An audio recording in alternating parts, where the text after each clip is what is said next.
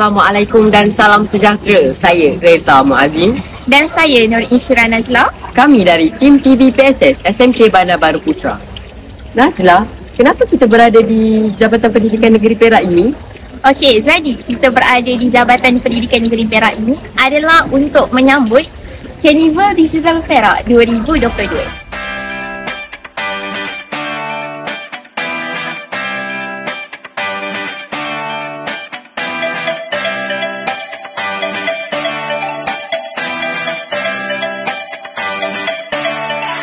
Ini melancarkan Carnival Digital Negeri Perak 2027. Bersama saya sekarang Yang Berusaha Tuan A.B. Aziz Mahmat, Ketua Sekretariat Dasar Pendidikan Digital Kementerian Pendidikan Malaysia. Selamat datang Tuan, apa khabar? Baik, Alhamdulillah. Boleh kita go through dengan beberapa soalan? Silakan. Tuan, kini teknologi digital semakin berkembang pesat di negara Malaysia. Teknologi digital banyak memberi impak positif terutamanya kepada golongan muda dan kanak-kanak. Pada pendapat Tuan, apakah impak positif jika teknologi digital semakin berkembang di negara kita? Terima kasih. Kita semua sedia maklum bahawa zaman ini adalah zaman digital ataupun era digital.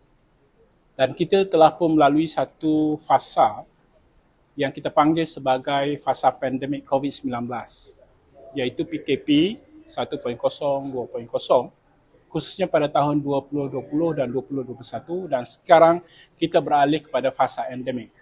Apa yang kita pelajari semasa pandemik COVID-19 ialah kita perlu bergantung kepada teknologi digital untuk meneruskan kesinambungan kehidupan kita.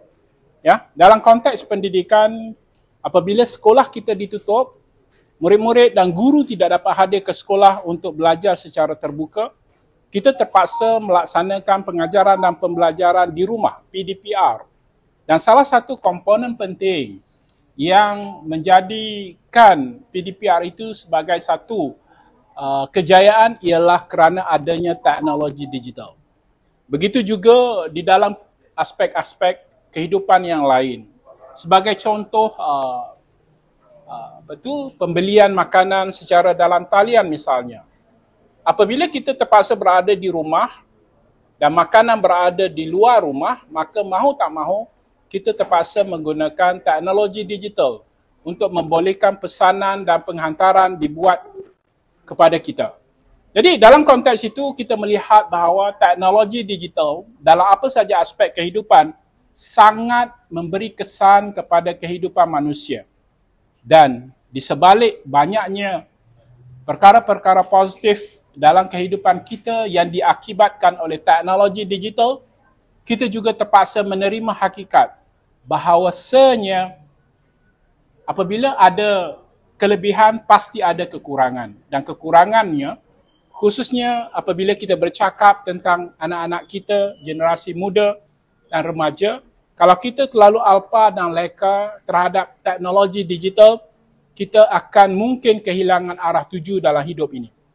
Jadi oleh yang demikian, kita harus mempelajari dan mengetahui cara-cara yang sebenarnya bagaimana untuk memanfaatkan teknologi digital dalam meningkatkan ilmu dan pengetahuan kita atau meningkatkan ilmu kita khususnya untuk membolehkan kita lulus dengan cemerlang dalam apa-apa peperiksaan yang kita alami. Jadi kalau ditanya tentang positif, memang terlalu banyak aspek positif dari segi teknologi digital, namun kita harus sedar di sebalik manfaat pasti akan ada perkara-perkara yang memberi mudarat, dan itulah juga perkara-perkara yang harus kita memberi penekanan, dan itulah sebabnya di peringkat Kementerian Pendidikan Malaysia kita melaksanakan pelbagai pertandingan dan pelbagai usaha untuk meningkatkan kesedaran murid terhadap bahayanya kalau kita menyalahgunakan teknologi.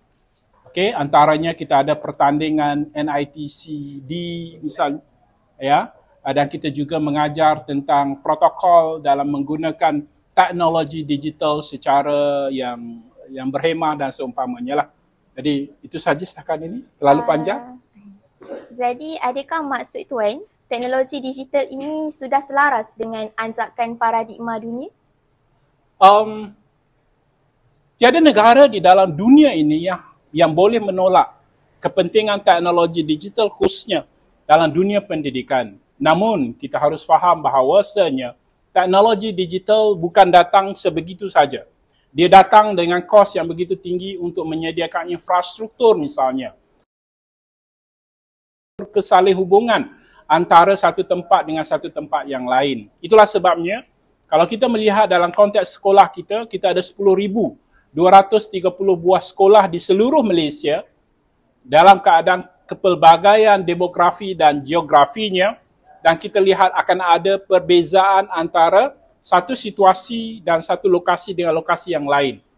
Jadi, namun tanpa menolak kepentingan teknologi, kita di peringkat Kementerian Pendidikan Malaysia sentiasa berusaha untuk menyediakan infrastruktur teknologi digital yang baik pada masa ini dan insya-Allah pada masa hadapan dengan adanya perkembangan dalam teknologi digital khususnya penggunaan fiber, jalinan jendela dan seumpamanya, lebih banyak sekolah akan mendapat manfaat, begitu juga dengan murid-murid dan juga guru-guru.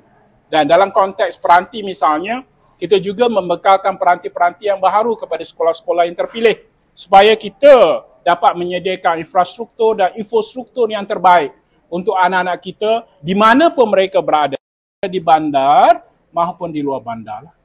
Okey, baik Tuan. Boleh Tuan kongsikan harapan Tuan terhadap teknologi digital dalam bidang pendidikan pada masa yang akan datang?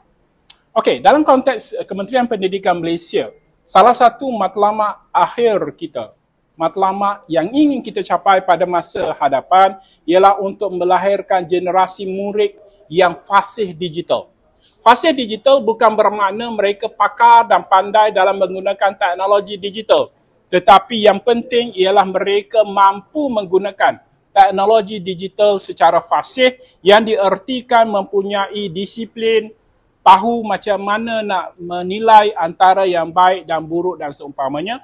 Kerana kita faham bahawa generasi yang akan kita lahirkan ini, generasi yang berada di alam persekolahan pada hari ini adalah generasi yang lahir pada zaman digital. Dan mereka akan berterusan menggunakan teknologi digital bukan saja dalam kehidupan mereka tetapi dalam pekerjaan mereka.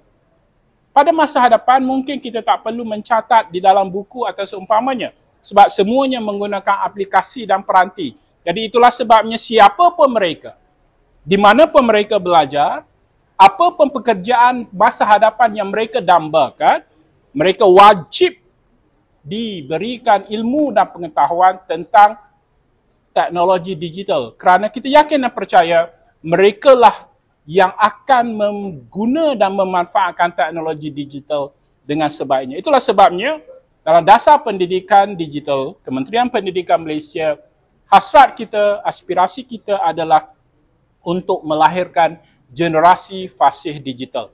Tetapi, untuk melahirkan generasi fasih digital, kita perlu terlebih dahulu melahirkan generasi guru-guru yang mempunyai kompetensi digital yang baik.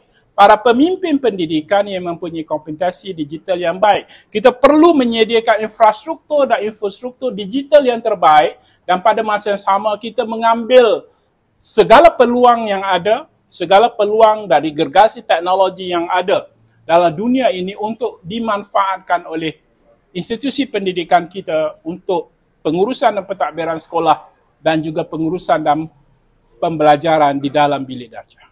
Terima kasih atas perkongsian Tuan.